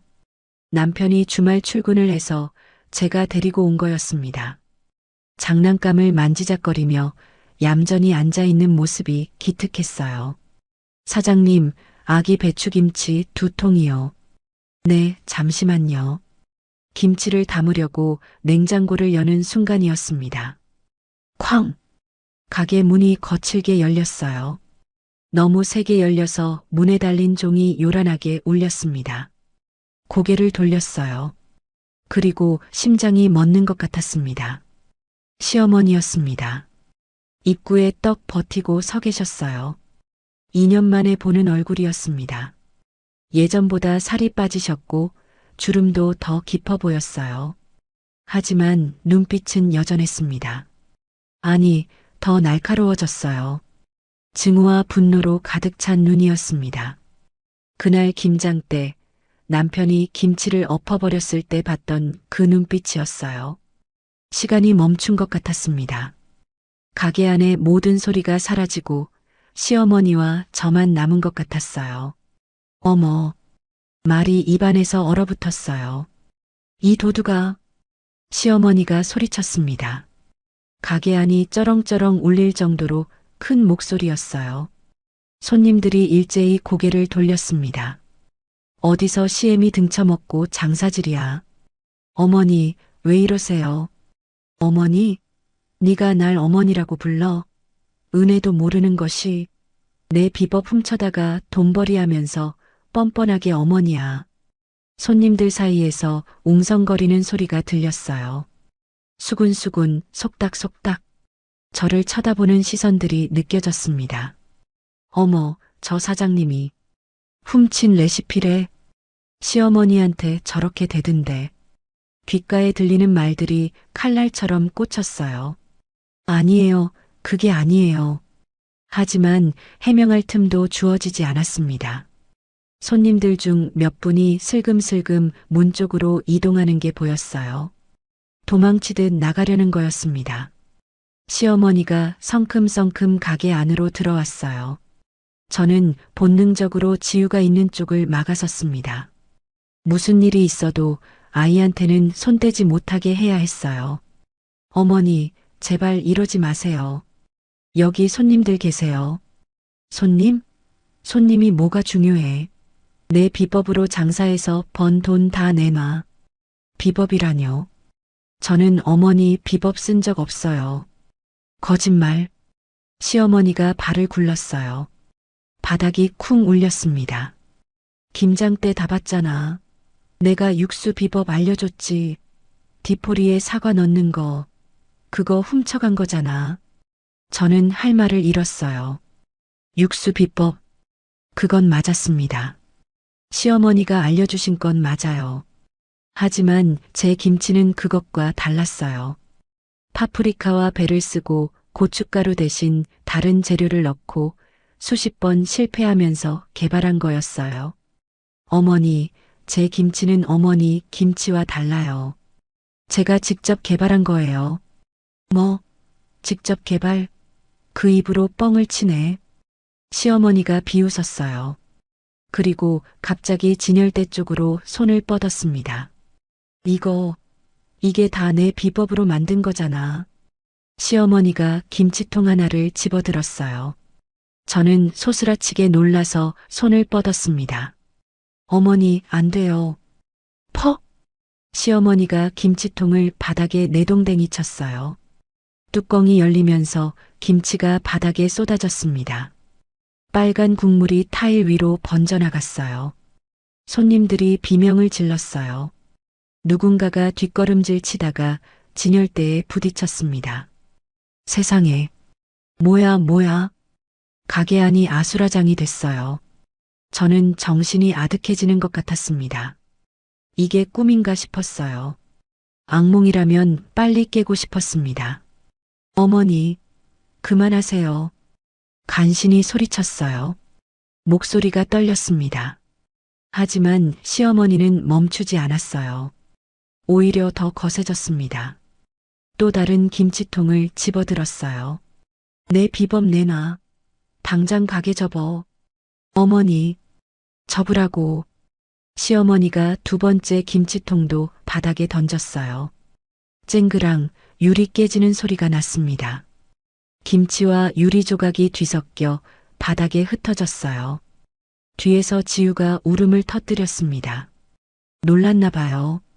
저는 뒤돌아 지우를 얼른 안아 올렸어요. 아이를 품에 꼭 안은 채 시어머니를 마주했습니다. 어머니, 제발이요. 아이가 무서워해요. 이러시면 안 돼요. 안 되긴 뭐가 안 돼. 내가 뭘 잘못했어. 내 비법 훔쳐간 네가 잘못한 거지. 저는 훔친 거 아니에요. 시끄러워. 시어머니가 손을 번쩍 들었어요. 저는 반사적으로 지우를 감싸며 몸을 돌렸습니다. 맞을 줄 알았어요. 하지만 손은 내려오지 않았습니다. 잠깐의 정적이 흘렀어요. 고개를 돌려보니 한 손님이 시어머니의 팔을 잡고 있었어요. 중년 여성분이었습니다. 어르신, 이러시면 안 됩니다. 애가 있잖아요. 시어머니가 그 손을 뿌리쳤어요. 상관마, 이건 우리 집안일이야. 그래도 여기는 가게고 저건 아기예요. 진정하세요. 시어머니가 거칠게 숨을 몰아쉬었어요. 그리고 저를 노려봤습니다. 그 눈빛에 담긴 증오가 온몸으로 느껴졌어요. 두고 봐. 내가 가만 안 놔둔다. 이 가게 문 닫을 때까지 안 끝나. 시어머니가 몸을 돌렸어요. 거칠게 문을 열고 나가셨습니다. 문에 달린 종이 또다시 요란하게 울렸어요. 가게 안에 정적이 흘렀습니다. 바닥에는 김치가 흩어져 있었고 유리 조각이 반짝거렸어요. 손님들은 멍하니 서 있거나 서로 눈치를 보고 있었습니다. 저는 지우를 안은 채 그 자리에 얼어붙어 있었어요. 다리에 힘이 풀려서 주저앉을 것 같았습니다. 품 안에 지우가 아직도 흐느끼고 있었어요. 작은 손으로 제 옷을 꼭 쥐고 있었습니다. 사장님, 누군가가 불렀어요. 하지만 대답할 수가 없었습니다. 입술이 떨렸어요. 어떻게 해야 하지? 이제 어떻게 해야 하지? 머릿속이 하얘졌어요. 아무 생각도 나지 않았습니다.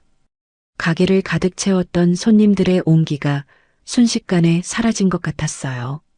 남은 건 쏟아진 김치와 깨진 유리, 그리고 시어머니가 남기고 간 차가운 공기뿐이었습니다. 시어머니가 나간 뒤 가게 안에는 무거운 침묵만 남았습니다. 저는 지우를 안은 채 한참 동안 움직이지 못했어요. 다리에 힘이 없었습니다.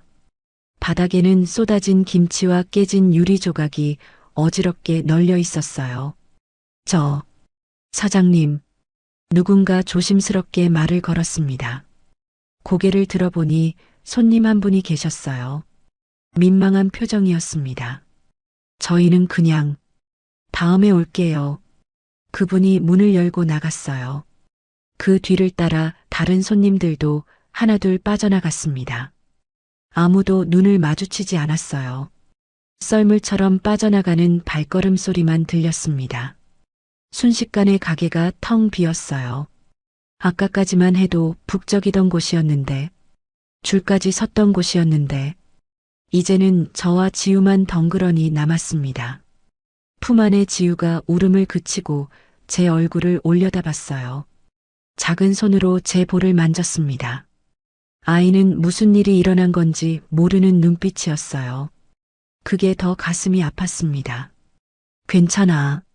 엄마 괜찮아. 겨우 그 말만 했어요. 목소리가 떨렸습니다. 지우를 매트 위에 내려놓고 바닥을 치우기 시작했어요. 깨진 유리 조각을 주우면서 손가락을 베었습니다. 피가 났지만 아프지 않았어요. 아무 감각이 없었습니다. 그냥 기계처럼 움직였어요. 한참 뒤 휴대폰이 울렸습니다. 단골 손님 중 한 분이었어요. 늘 아기 배추김치를 3통씩 주문하시던 분이었습니다. 여보세요. 아, 사장님. 저 김미영이에요. 오늘 주문하려고 했는데. 네, 말씀하세요. 잠깐 침묵이 흘렀어요. 뭔가 말하기 어려운 듯 머뭇거리는 게 느껴졌습니다. 사장님, 사정이 복잡한가 봐요. 심장이 철렁 내려앉았어요. 벌써 소문이 퍼진 건가요? 아, 그게 당분간은 좀 죄송해요. 나중에 다시 연락드릴게요. 잠깐만요, 손님. 전화가 끊겼습니다. 귀에서 뚜뚜뚜 하는 소리만 들렸어요. 손에서 휴대폰이 미끄러져 떨어졌습니다. 바닥에 부딪히는 소리가 멀게 느껴졌어요. 다리에 힘이 풀렸습니다. 그 자리에 주저앉았어요. 눈물이 흘렀습니다. 멈출 수가 없었어요. 내가 어떻게 일군 가게인데. 혼잣말이 새어나왔어요. 수십 번 실패하면서 만든 레시피였습니다. 밤새 고민하고 새벽에 일어나 반죽하고 손가락이 갈라져도 멈추지 않았어요. 지우가 맛있게 먹는 모습을 보면서 행복했고 다른 아이들도 잘 먹는다는 말에 보람을 느꼈습니다. 그렇게 하나하나 쌓아 올린 거였어요. 도둑질한 게 아니에요. 훔친 게 아니에요. 그런데 왜 이렇게 되는 건가요? 결국 어머니 그늘에서 못 벗어나는 건가? 목소리가 갈라졌어요. 눈물이 멈추지 않았습니다. 그날 김장때가 떠올랐어요. 찬물에 손 담그며 울었던 그때, 찬밥 먹으며 삼켰던 서러움, 시어머니에게 맞서지 못하고 고개 숙였던 그 순간들. 2년이나 지났는데 아무것도 달라지지 않은 것 같았어요. 여전히 저는 시어머니 앞에서 작아지고 주눅들고 도망치고 싶어지는 사람이었습니다. 가게 밖으로 해가 기울고 있었어요. 오후에 햇살이 쏟아진 김치 위로 비쳤습니다. 얼마나 시간이 흘렀을까요? 울음이 조금 잦아들었을 때 무언가 따뜻한 게 제 손을 만졌습니다. 고개를 들어보니 지우였어요. 아이가 어느새 매트에서 내려와 제 옆에 와 있었습니다. 작은 손으로 제 손을 꼭 잡고 있었어요. 말은 못했지만 눈빛이 말하고 있었습니다. 엄마, 괜찮아요? 그 눈을 보는 순간 가슴 한쪽이 뜨거워졌어요. 이 아이를 위해서 시작한 일이었습니다. 이 아이가 밥을 안 먹어서 이 아이를 위해 만든 김치였어요. 그게 시작이었습니다. 지우의 작은 손을 꼭 잡았어요. 따뜻했습니다. 아직 포기하면 안 된다는 생각이 희미하게 스쳤어요. 하지만 몸을 일으킬 힘이 없었습니다. 오늘은 그냥 이대로 있고 싶었어요. 그날 밤 저는 잠이 오지 않았습니다. 남편이 퇴근해서 가게 상황을 들었을 때 말없이 저를 안아줬어요. 한참을 그렇게 있다가 가게를 정리하고 집으로 돌아왔습니다. 지우를 재우고 어두운 방에 누웠어요. 옆에서 지우가 새근새근 숨을 쉬고 있었습니다. 작은 얼굴이 달빛에 희미하게 비쳤어요. 잠든 지우의 얼굴을 한참 바라봤습니다. 통통한 볼, 오똑한 코, 살짝 벌어진 입술. 세상 모르고 자는 모습이 천사 같았어요. 이 아이는 오늘 무슨 일이 있었는지 모를 거예요. 왜 엄마가 울었는지, 왜 할머니가 소리를 질렀는지 기억에 남지 않았으면 좋겠다고 생각했어요. 눈을 감았습니다. 시어머니의 얼굴이 떠올랐어요. 그 분노에 찬 눈빛, 고래고래 지르던 고함 소리. 도두가. 그 말이 아직도 귓가에 맴돌았습니다. 무서웠어요. 솔직히 말하면 도망치고 싶었습니다. 가게 문을 닫고 이 동네를 떠나고 시어머니가 찾을 수 없는 곳으로 숨어버리고 싶었어요. 그런데 눈을 떠서 지우를 보는 순간 다른 생각이 들었습니다. 이 아이가 처음으로 김치를 맛있게 먹었을 때가 떠올랐어요. 맘마, 또 줘. 라고 했던 그 순간 작은 손으로 배추김치를 집어 입에 넣던 모습. 그때 제가 얼마나 행복했는지. 그건 훔친 게 아니었어요. 시어머니 육수 비법을 들은 건 맞아요. 하지만 그건 시작점일 뿐이었습니다. 파프리카와 배로 색과 단맛을 낸 건 제가 생각한 거예요. 수십 번 실패하면서 배합을 찾아낸 것도 저였어요. 아이 입맛에 맞게 간을 조절한 것도, 입만 골라서 잘게 써는 방법도 모두 제가 고민하고 시도한 결과였습니다. 이건 내 딸을 위해 내가 만든 내 음식이에요. 그 생각이 드니까 가슴속에서 뭔가 단단해지는 느낌이 들었습니다. 잠이 안 와? 옆에서 남편 목소리가 들렸어요. 저도 모르게 눈물이 흘렀나 봐요. 남편이 제 어깨를 감싸 안았습니다. 많이 힘들었지. 당신 잘못 없어. 남편의 목소리가 낮고 단단했어요. 엄마가 뭐라고 하든 당신은 잘못한 거 없어. 당신이 얼마나 고생해서 그 김치 만들었는지 나는 다 봤어. 하지만 손님들도 다 가버렸어. 소문이 퍼졌어. 이제 어떡해. 우리가 증명해 보이자. 남편이 제 눈을 똑바로 바라봤어요. 당신 실력이 진짜라는 거, 훔친 게 아니라는 거, 우리가 직접 증명하자. 어떻게? 모르겠어. 아직은. 하지만 도망치면 안 돼. 도망치면 진짜 도둑이 되는 거야. 당신은 당당해도 돼. 남편의 말이 가슴에 박혔습니다. 도망치면 진짜 도둑이 된다. 맞는 말이었어요. 지금 포기하면 시어머니의 말이 사실이 되는 거예요. 그건 싫었습니다. 저는 도둑이 아니에요. 제 아이를 위해 제 손으로 만든 음식을 파는 사람이에요. 그걸 부끄러워할 이유가 없어요. 잠든 지우의 손을 살며시 잡았어요. 작고 따뜻한 손이었습니다. 이 아이를 위해서라도 피하지 않겠다고 다짐했어요. 정면으로 맞서겠다고요. 여보, 응? 내일 시어머니 찾아갈래. 남편이 놀란 눈으로 저를 봤어요. 제가 만든 김치 들고 가서 직접 보여드릴 거예요. 이게 어머니 것과 얼마나 다른지. 제가 훔친 게 아니라는 걸. 한참 동안 남편이 아무 말 없이 저를 바라봤어요. 그리고 천천히 고개를 끄덕였습니다. 그래. 같이 가자. 셋이서. 창밖으로 달이 떠 있었어요. 어둠 속에서 희미하게 빛나고 있었습니다.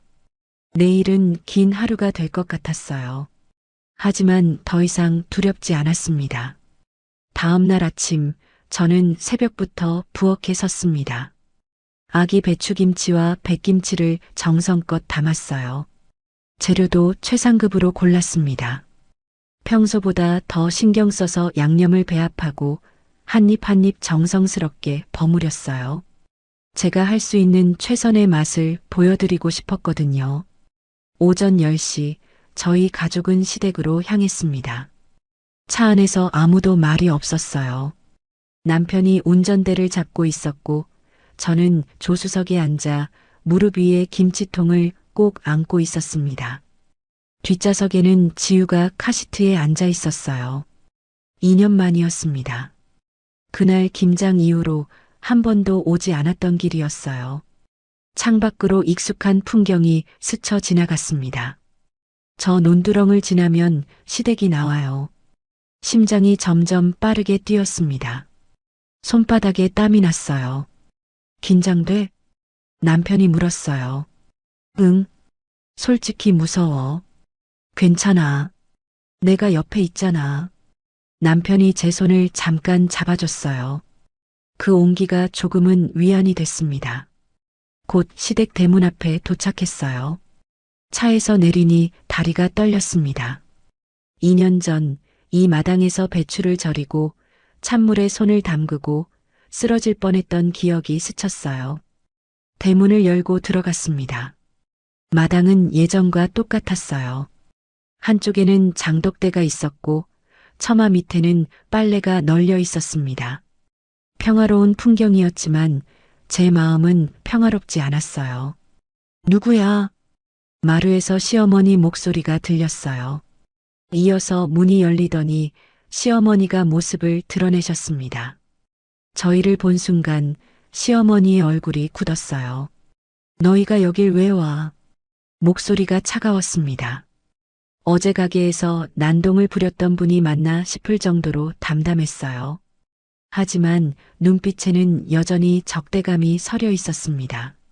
어머니, 저는 한 발짝 앞으로 나갔어요. 다리가 떨렸지만 애써 목소리를 가다듬었습니다. 드릴 말씀이 있어서 왔어요. 할 말 없어. 돌아가. 시어머니가 고개를 돌렸어요. 문을 닫으려는 것 같았습니다. 어머니, 잠깐만요. 저는 서둘러 김치통을 앞으로 내밀었어요. 제가 만든 김치예요. 제 김치가 정말 어머니 것을 훔친 건지 직접 드셔보시고 판단해 주세요. 시어머니가 멈췄어요. 제가 내민 김치통을 노려보셨습니다. 입술이 실룩거렸어요. 먹어보나 마나지. 시어머니가 소리쳤어요. 어디서 뻔뻔하게 그걸 들고 와. 내 비법 훔쳐다 만든 거 내 눈앞에 들이밀어. 어머니, 저는 훔친 게 아니에요. 시끄러워. 변명 듣기 싫다. 시어머니의 목소리가 높아졌어요. 예전 같았으면 저는 주눅이 들어서 뒷걸음질 쳤을 거예요. 하지만 오늘은 달랐습니다. 피하지 않기로 했으니까요. 어머니, 제 김치는 어머니 김치와 달라요. 최대한 차분하게 말했어요. 어머니는 고춧가루를 쓰시지만 저는 파프리카를 써요. 어머니는 새우젓을 많이 넣으시지만 저는 까나리 액젓을 조금만 넣어요. 육수 내는 법은 어머니께 들은 게 맞아요. 하지만 그 외에는 전부 제가 직접 연구한 거예요. 뭔 소리야? 육수가 핵심인데 그걸 훔쳐놓고 다르다고? 어머니, 한 번만 드셔보세요. 그리고 판단해 주세요. 저는 김치통을 마당 바닥에 내려놓았어요. 그리고 시어머니를 똑바로 바라봤습니다. 만약 드셔보시고 정말로 어머니 김치와 똑같다고 느끼시면 저 가게 접을게요. 하지만 다르다고 느끼시면 더 이상 도둑이라고 하지 말아주세요. 시어머니가 말문이 막힌 듯 저를 노려봤어요. 뭐라고 반박하려는데 그때였습니다. 시어머니의 시선이 순간 옆으로 움직였어요. 남편 옆에 서 있던 지우를 본 거였어요. 아이는 엄마 아빠 옆에 서서 멀뚱멀뚱 이 상황을 지켜보고 있었습니다. 시어머니의 굳은 표정이 찰나 흔들렸어요. 아주 짧은 순간이었지만 저는 봤습니다. 그 차갑던 눈빛이 살짝 풀어지는 걸요. 손녀였으니까요. 한 번도 본 적 없는 2년 동안 만나지 못했던 손녀였습니다. 하지만 시어머니는 금세 표정을 굳혔어요. 고개를 돌리며 말했습니다. 안 먹어. 먹어봤자 입만 버려. 어머니, 됐다고 했지. 어서 가. 시어머니가 다시 문을 닫으려 했어요. 저는 더 이상 말할 수가 없었습니다. 그런데 그 순간 예상치 못한 일이 벌어졌어요. 지우였어요. 아이가 어느새 제 옆에서 빠져나와 마당 바닥에 놓인 김치통 쪽으로 걸어가고 있었습니다. 아장아장 작은 발걸음으로요. 지우야. 저도 모르게 소리쳤어요. 하지만 아이는 멈추지 않았습니다. 김치통 앞에 쪼그려 앉더니 뚜껑을 열었어요. 그리고 옆에 있던 포크를 집어들었습니다. 저는 멍하니 그 모습을 지켜봤어요. 무슨 일이 벌어지는 건지 순간 이해가 되지 않았습니다. 지우가 포크로 배추김치 한 조각을 찍었어요. 그리고 일어나서 시어머니 쪽으로 걸어갔습니다. 시어머니도 굳은 표정으로 아이를 바라보고 계셨어요. 뭐라고 말하려다가 멈추셨습니다. 아이가 자신을 향해 걸어오고 있었으니까요. 지우가 시어머니 앞에 섰어요.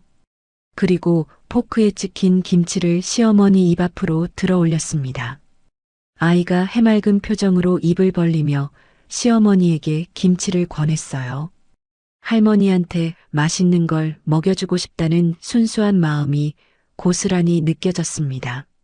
아이는 이 상황이 얼마나 무거운지 몰랐어요. 그냥 자기가 좋아하는 음식을 할머니에게도 주고 싶었던 거예요. 시어머니의 얼굴이 굳었어요.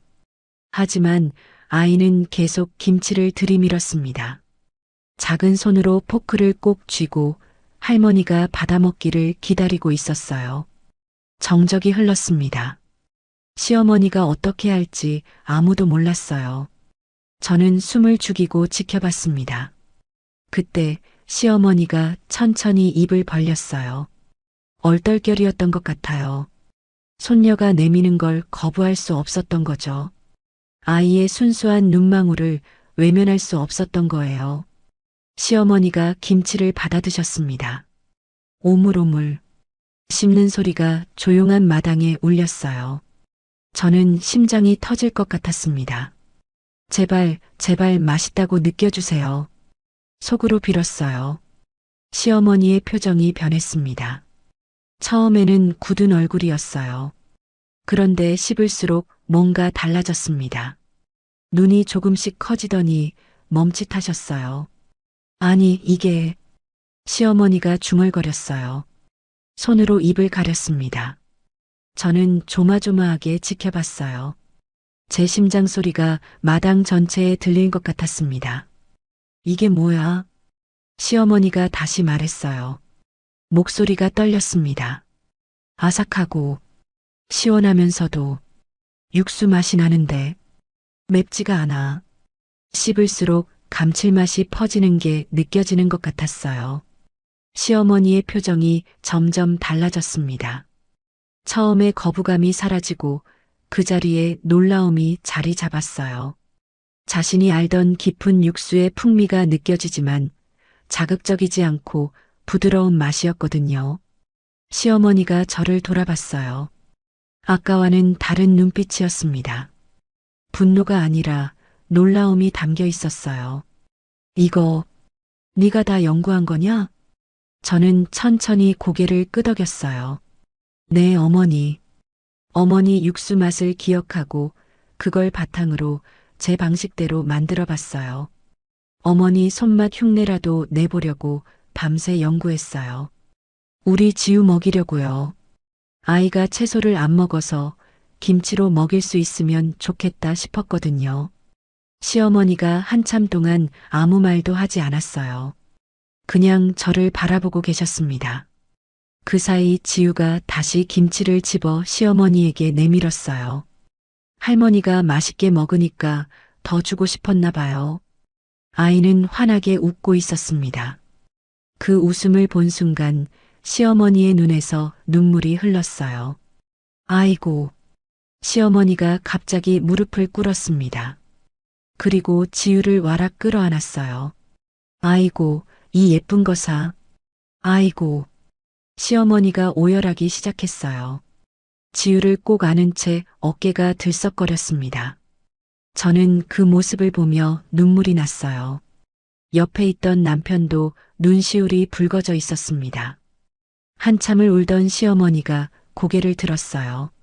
눈물 범벅이 된 얼굴로 저를 바라봤습니다. 혜진아, 내 어머니, 내가 미쳤었다. 시어머니의 목소리가 갈라졌어요. 이 예쁜 손녀한테, 이렇게 예쁜 아이한테, 할머니라는 사람이 이게 뭐 하는 짓이야. 내가 무슨 짓을 한 거야. 어머니, 그날 김장 때도 너가 그렇게 힘들어하는데 내가 뭐 했어. 찬밥 주고 찬물에 손 담그게 하고 그것도 모자라서 가게 찾아가서 행패를 부리고. 시어머니가 고개를 숙였어요. 혜진아, 미안하다. 내가 정말 잘못했다. 저는 아무 말도 할 수 없었어요. 목이 막혀서 말이 나오지 않았습니다. 네 김치, 진짜 맛있다. 내 김치랑은 다른 맛이야. 너가 만든 네 김치야. 시어머니가 눈물을 닦으며 말씀하셨어요. 내가 평생 김치만 담갔는데 이런 맛은 처음이야. 아이들이 먹을 수 있게 맵지 않으면서도 김치 맛이 나게. 이건 내가 못 만드는 거야. 시어머니가 지우를 안은 채 일어났어요. 그리고 저를 바라봤습니다. 내가 도둑이라고 했던 거 다 취소한다. 네 실력이야. 미안했다. 정말 미안했다. 저도 모르게 눈물이 흘렀어요. 2년간 쌓였던 서러움, 억울함, 분노. 그 모든 게 눈물이 되어 쏟아졌습니다. 어머니, 울지 마. 내가 잘못한 거야. 너가 울면 안 돼. 시어머니가 한 손으로 지우를 안고 다른 손으로 저를 끌어안았어요. 처음으로 시어머니에게 안겼습니다. 따뜻했어요. 남편이 다가와 저희 셋을 감싸 안았어요. 마당 한가운데서 저희 가족은 한 덩어리가 되어 한참을 울었습니다. 지우만 무슨 상황인지 모르겠다는 듯 두리번거렸어요. 하지만 아이도 분위기를 느꼈는지 조용히 할머니 품에 안겨 있었습니다. 해가 마당 위로 따스하게 내리쬐고 있었어요. 12월의 차가운 바람도 오늘만큼은 온화하게 느껴졌습니다. 장독대 위로 햇살이 반짝였어요. 2년 전 이 마당에서 저는 차가운 물에 손을 담그며 울었습니다. 그때는 이런 날이 올 거라고 상상도 못했어요. 하지만 지금 같은 마당에서 저는 시어머니에게 안겨 울고 있었습니다. 서러움이 아닌 안도와 감사의 눈물이었어요. 오랜 겨울이 끝나고 있었어요. 그리고 새로운 봄이 시작되고 있었습니다. 그날 이후 모든 게 달라졌습니다.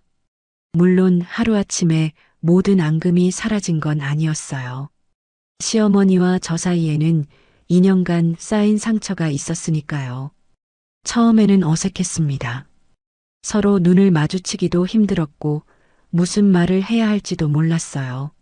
하지만 지우가 다리가 되어줬어요.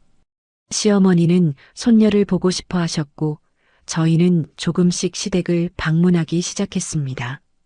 처음에는 한 달에 한 번, 그 다음에는 보름에 한 번.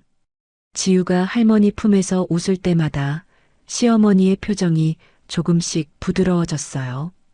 어느 날 시어머니가 조심스럽게 말씀하셨어요. 혜진아, 너희 가게 요즘 어떠냐? 그때까지만 해도 가게 이야기는 꺼내지 않으셨거든요. 저도 조심스럽게 대답했어요. 조금씩 회복하고 있어요.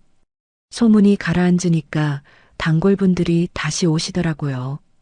시어머니가 고개를 끄덕이셨어요. 그리고 한참 뜸을 들이시다가 말씀하셨습니다. 김치 담글 때 육수 끓이는 거 있잖아. 네.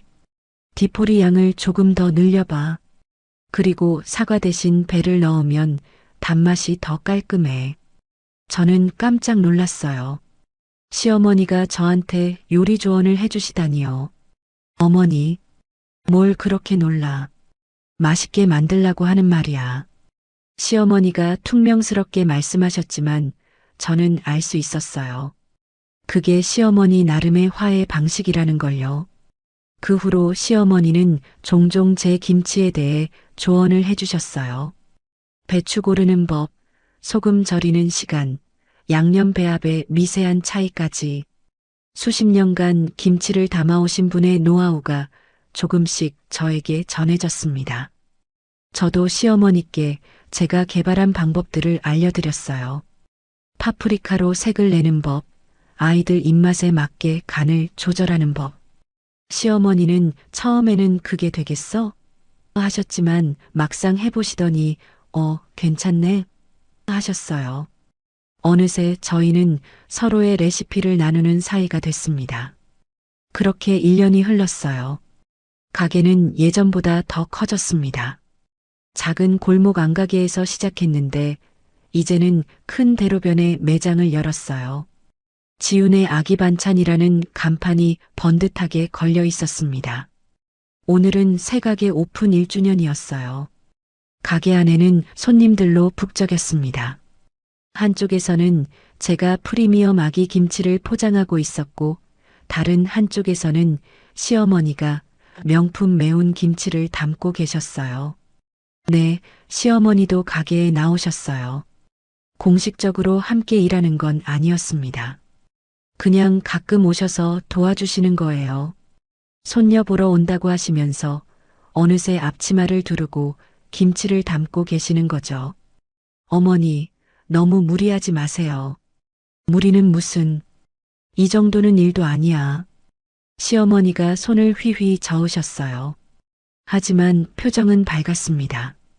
가게 한쪽에서는 남편이 택배 상자를 정리하고 있었어요. 온라인 주문이 늘어나면서 배송 업무도 많아졌거든요. 그 옆에서 지우가 뽁뽁이를 터뜨리며 놀고 있었습니다. 지우야, 그거 장난감 아니야. 뽁뽁. 지우가 까르르 웃었어요. 4살이 된 아이는 이제 제법 말도 잘하고 뛰어다니기도 잘했습니다. 시어머니가 지우를 바라보시며 웃으셨어요.